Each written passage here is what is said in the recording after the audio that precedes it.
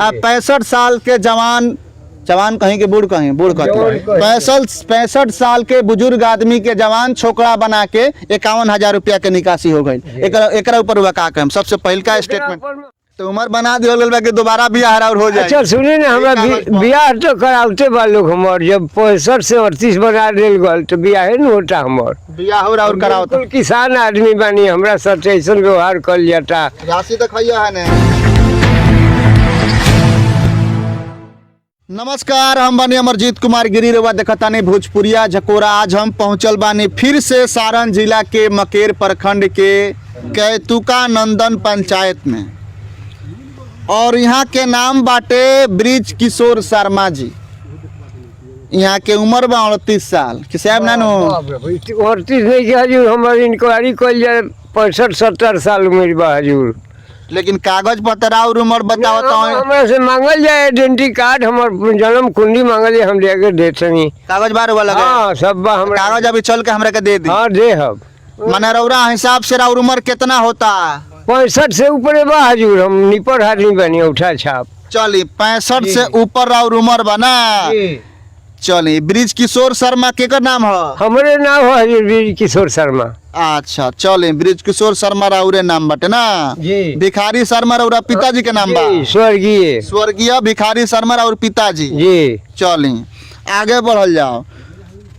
यहाँ के मनरेगा में नाम बा और एक्चुअल में यहाँ के उम्र बा 65 साल के आसपास, लेकिन मनरेगा में यहाँ के नाम डालल गईल बा 38 बरिस, और यहाँ के नाम पर 51,000 रुपया के निकासी भइल बा। अश्वनी बाबू थोड़ा सा ध्यान से देखियो, काहे कि पूरा ये मामला भ्रष्टाचार से लिप्त बाटे।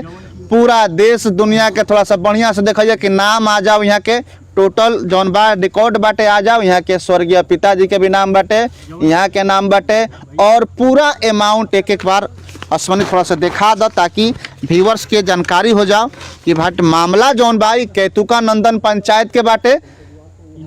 लेकिन हाँ, यहाँ के जानकारी भी नहीं है कि हमार नाम बा, हमरा के जवान छोकरा बना के पैसा उठा लसन। हमार उम्र बा 65 साल, यहाँ के उम्र बा 65 साल, यहाँ के जवान छोकरा बना के पैसा उठा लिया जी जी, और मोड़ी पर के दाढ़ी मोछ सब पाक गए जी। हम आज के आदमी नहीं थी, हम तो उम्र बना दिया कि दोबारा बियाह और हो जाए। अच्छा सुनिए ना, हमरा बियाह तो कराते बा लोग हमार, जब 65 से 38 बना रेल गल तो बियाह न होता हमार, बियाह और कराओ तो किसान आदमी बानी, हमरा साथ ऐसा व्यवहार कर जाता। राशि देखैया है ने जी, हाईलाइट कल गेल बा सोनी बाबू, राशियो देखैया है ने हाईलाइट बाटे, देख लो लगे से देखैया। समय ले ली हो, 1 घंटा भले समय दिया तारा के, लेकिन देखावा साफ सुथरा बात कही हुई।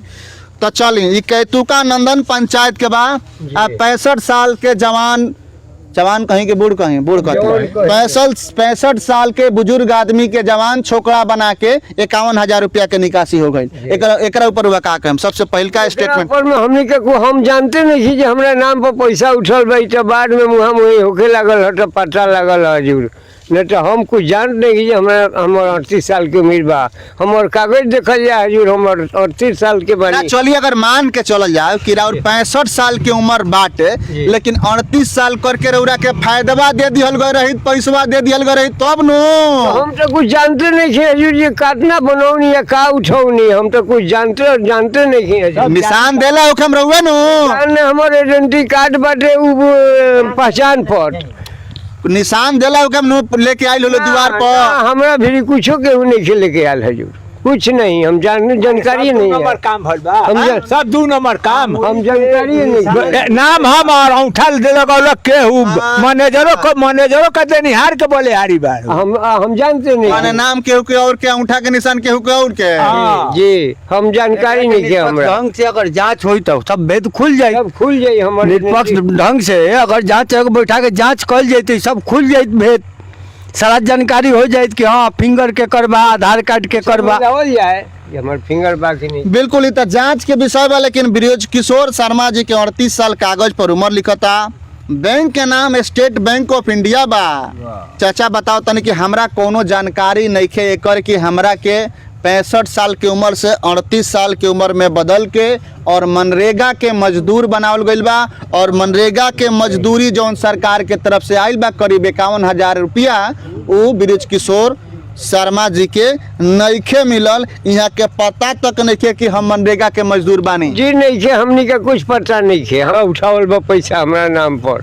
थोड़ा सा दिखा दा एक बार अश्वनी, एक बार और दिखा दे। स्टेट बैंक ऑफ इंडिया बा, यहाँ की उम्र 38 साल बाटे, नाम ब्रिज किशोर शर्मा बाटे।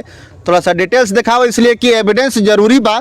जौना प्रकार से लूटपाट होत आवे केतुका नंदन पंचायत में, और ये पहिलका दूसरका तीसरका चौथका पांचका छठवां सातवां मामला नहीं है, बल्कि ऐसा सैकड़ों मामला बा केतुका नंदन पंचायत में, जहां पर मृत व्यक्ति के भी नाम पर पैसा उठावल गईल बा और व्यक्ति के परिवार के केहू के भी लाभ नहीं मिलल। मतलब कि जबरदस्त घोटाला केतुका नंदन पंचायत जौन की मकेर प्रखंड के अंतर्गत आवेला।